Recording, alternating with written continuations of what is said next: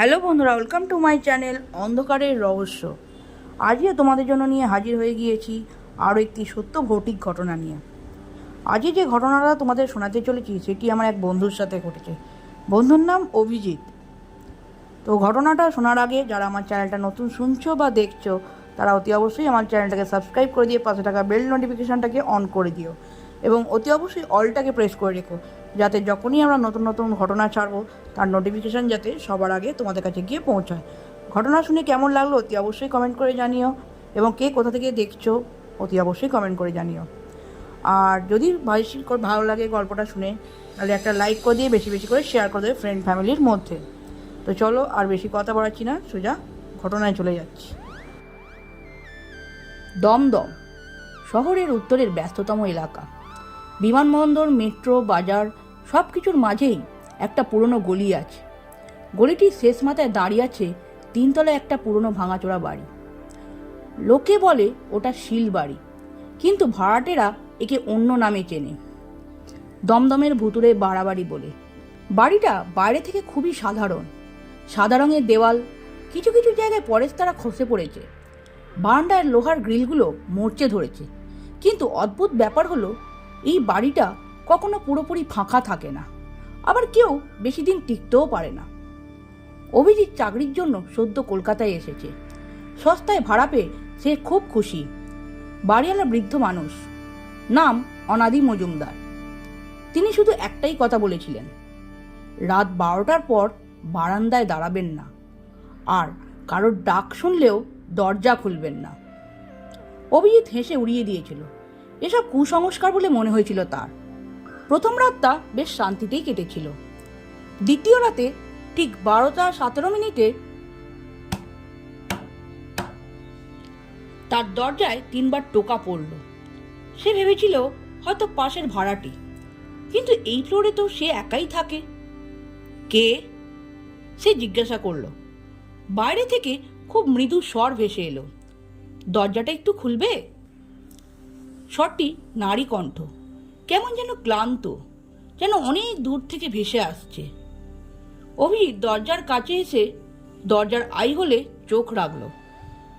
Corridor ফাঁকা, কিন্তু I হলে ঠিক সামনে হঠাৎ একটা চোখ ভেসে উঠল। শুধু একটাই চোখ, অস্বাভাবিক বড়, পুরো সাদা, মণি নেই। অভিজিৎ পিছিয়ে গেল। দরজায় আবার টোকা পড়ল, এইবার জোরে। পরদিন সকালে বাড়িওয়ালাকে সে সব বলল।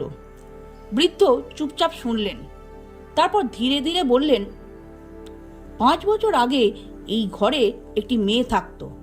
নাম ছিল মৃণালিনী। এয়ারপোর্টে কাজ করত। এক রাতে ঠিক 12টার পর ওর ঘর থেকে দরজা খোলার শব্দ শোনা যায়। মানে? অভিজিৎ বলল। পরদিন সকালে ওকে পাওয়া যায় বারান্দায় ঝুলন্ত অবস্থায়। কিন্তু বৃদ্ধ থামলেন। ওর চোখের মণি ছিল না। অভিজিৎ হেসে বললেও, পোস্টমর্টমে হয়তো ভুল দেখেছেন। বৃদ্ধ শুধু একটাই কথা বললেন, আজ রাত 12টার পর বারান্দায় যাবেন না।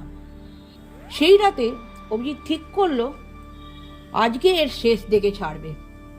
12টা বাজতেই সে লাইট বন্ধ করে চুপচাপ বসে রইল। 12:17 আবার সেই টোকা।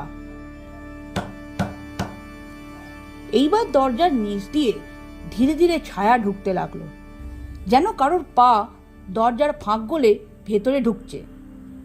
দরজা খোলো, শটটা এবার স্পষ্ট। অভিজিৎ সাহস করে দরজা খুলে ফেলল। করিডোর পুরো ফাঁকা, কিন্তু বারান্দার দিক থেকে হালকা ঠান্ডা হাওয়া বইছে, পর্দা দুলছে। সে ধীরে ধীরে বারান্দায় গেল। নিচের রাস্তা ফাঁকা, দূরে কুকুর ডাকছে। ঠিক তখনই তার কানের কাছে ফিসফিস করে কেউ বলল, আমি তো তোমাকে বলেছিলাম বারান্দায় এসো না। সে ঘুরে দাঁড়ালো।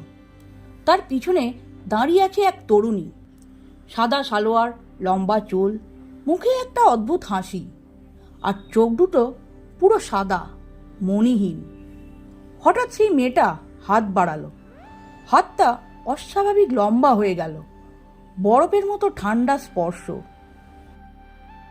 পরের দিন সকালে প্রতিবেশীরা দেখল অভিজিৎ বারান্দার গ্রিলে ঝুলছে। তার চোখ দুটো ফাঁকা, মণিহীন। বাড়িওয়ালা আবার নতুন ভাড়াটে পেলেন। সস্তা ভাড়া, ভালো লোকেশন, শুধু একটাই শর্ত, রাত 12টার পর বারান্দায় যাবেন না, আর কারোর ডাক শুনলেও দরজা খুলবেন না। গলির চায়ের মোড়ের দোকানেও আজও লোকেরা বলে, দমদমের ওই বাড়িতে মাঝরাতে 3বার টোকা পড়ে, আর যদি কেউ দরজা খোলে তার চোখ আর নিজের থাকে না।